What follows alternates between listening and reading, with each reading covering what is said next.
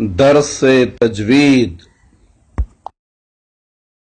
أعوذ بالله من الشيطان الرجيم. بسم الله الرحمن الرحيم. ورتل القرآن ترتيلا. اعوذ باللہ من الشیطان الرجیم. بسم اللہ الرحمن الرحیم. نحمده ونصلی علی رسولہ الکریم والمہدی الموعود علیہ الصلاۃ والتسلیم. السلام علیکم ورحمۃ اللہ وبرکاتہ. مدرسہ تجوید القرآن میں آپ کا استقبال ہے. رب یسر ولا تعسر وتمم بالخیر. بسم اللہ الرحمن الرحیم. الحمدللہ ہم نے مخارج اور صفات مکمل کر لیے ہیں.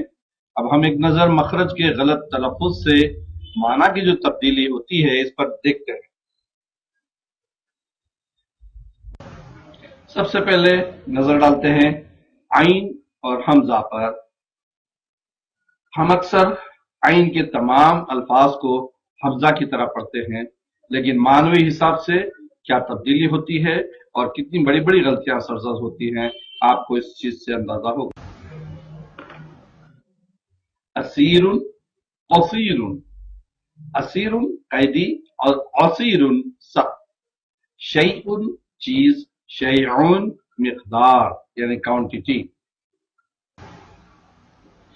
ایک اور لفظ ہے جو ہماری زندگی میں تقریباً رات دن آتا رہتا ہے، علیم. علیم کے معنی ہے دردناک اور علیم کے معنی ہوتا ہے جاننے والا. ہم نادانی سے واللہ علیم کہہ جاتے ہیں، جبکہ اللہ جاننے والا یعنی علیم ہے. واللہ علیم کہنا چاہیے. عین کو صحیح تلفظ نہ کرنے سے معنوں کے میں بگاڑ پیدا ہوتی ہے. اسی طرح جارن پڑوسی، جائر درندہ کی. حروف کا موازنہ یا فرق واضح کرنا. حرف حمزہ و عین کا فرق. اردو زبان میں حمزہ اور عین کے تلفظ میں بہت فرق نہیں رہتا، مگر عربی میں ان دونوں حروف کے تلفظ میں بہت زیادہ فرق ہے. اور یہ دو حروف دو الگ الگ آوازوں کے مالک ہیں. الا، یہ کلمہ الف کے ذریعے لکھا گیا ہے جو در حقیقت حمزہ ہے. الا یعنی آگاہ ہو جاؤ. علی برتری کے معنی میں آتا ہے اور یہ فعل ماضی ہے. ان فرعون علا فی الارض. حمزہ اور عین کے تلفظ میں آواز کے فرق پر توجہ کریں. الا الا علی علی.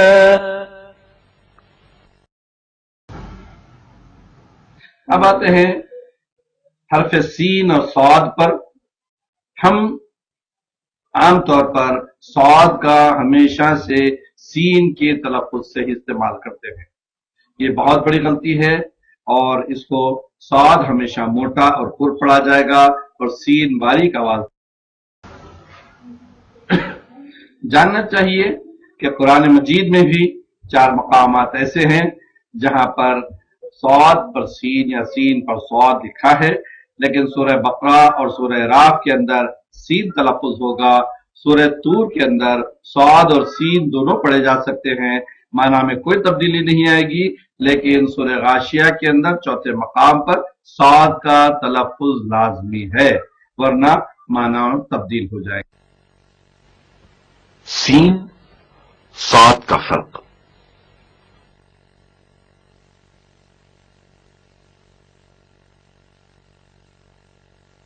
عسى عصا سین سے. اس کے معنی امید ہے یا شاید. عصا عصا साथ से यानी नाफरमानी की।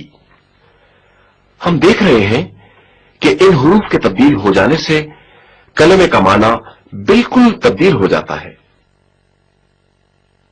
عسى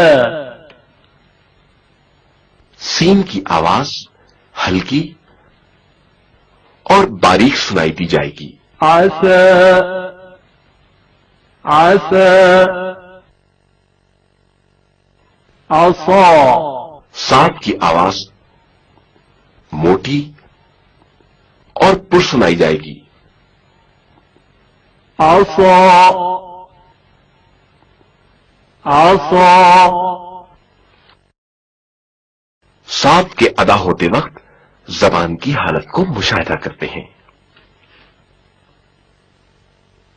जबान का इब्तदाई हिस्सा सनाया नामी जो दांतों के सामने होता है और बकिया जबान ऊपर की तरफ रहती है ताकि लफ्ज को पुर अदा किया जा सके।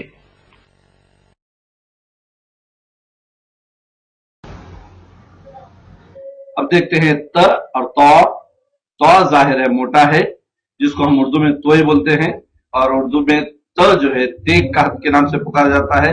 याद रहे कि तेग की आवाज बारीक है और तो मोटा तलफ्फुज होगा।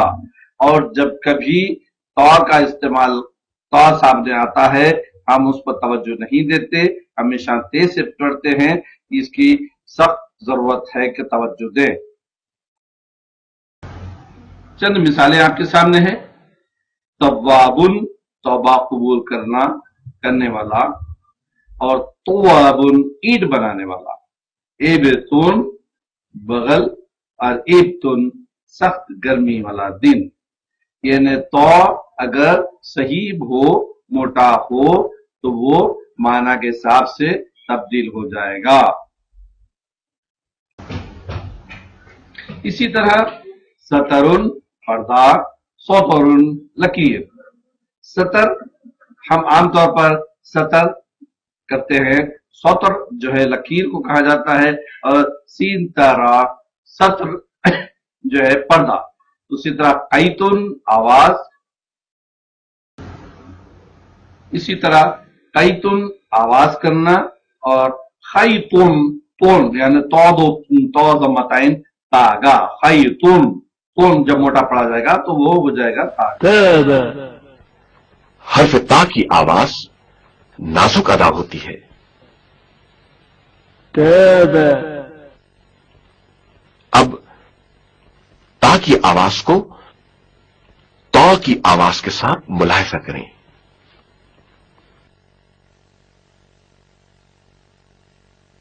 हर्फ तो के तलफ्फुज के वक्त जबान की हालत पर तवज्जो करें। तो आवाज के लिहाज से ता से कवी तर है। सदक़ल्लाहुल अज़ीम।